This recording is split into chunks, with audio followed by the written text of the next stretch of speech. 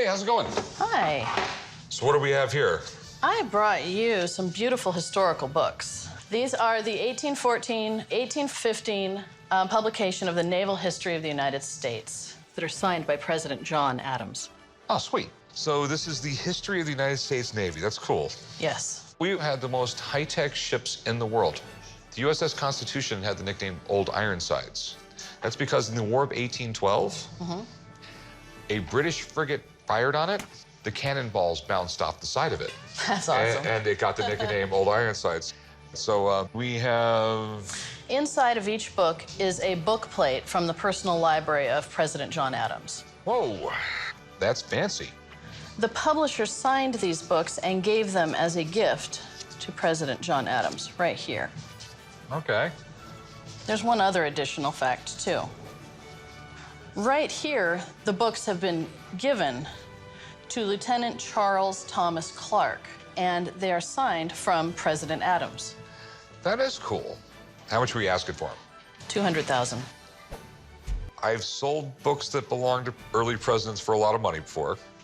So let me call up a friend of mine. If there's anybody on the planet who will know everything about these, it will be her. Okay, So, sounds great. I look forward to talking to an expert to see what they think about these amazing books. This is the Uber book nerd I was telling you about. Wonderful. And you have something for me to nerd out? Yes, we have 2 books from President Adams' library. She wants a lot of money for them, and I don't know, they're books. There's a million and one questions. Oh. Presented as a mark of respect to His Excellency John Adams, Esquire, by the publisher. It's nice. I mean, it's part of the history of how this book came to be in the first place. This is Clark's naval history. There's a close connection that John Adams has to this book. So Thomas Clark was an acquaintance of his, and he encouraged Clark to write this naval history in the first place. Oh, that's so cool. This is post-War of 1812. This is the second edition. And the first edition was only in 1 volume, and the second edition was greatly revised and expanded. And you know where those revisions and expansions came from? John Adams talking to both Clark and the publisher, Carey, about what he felt should be included. So as far as the type of volumes you could have that were once in John Adams' library, this is pretty interesting. Okay. People love presidents, and the Founding Fathers in particular formed a nation based on intellectual ideas that they were reading. So if you have a book that one of these Founding Fathers was reading, it's kind of a big deal.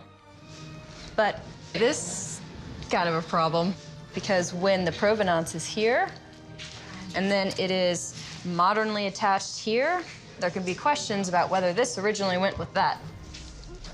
Lucky you, this has evidence of offsetting, which is only going to happen over a very long period of time.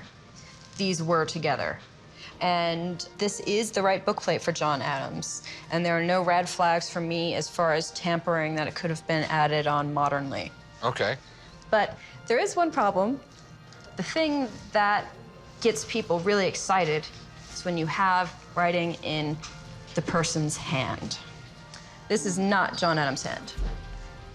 And this is 1817. Adams suffered from palsy. He very often wouldn't write things himself. You can still find letters from this time, but he had secretaries do a lot of his writing. That means you're losing one of the major reasons that people collect such a volume.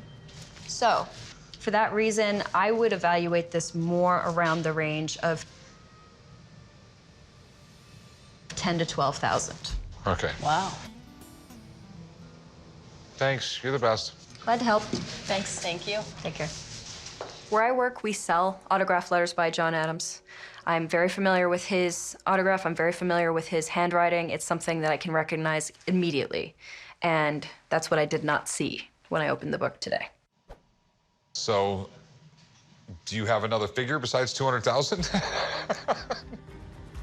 The lowest I would go is about 50,000. Yeah, the most I'm gonna go is 10. There you have it.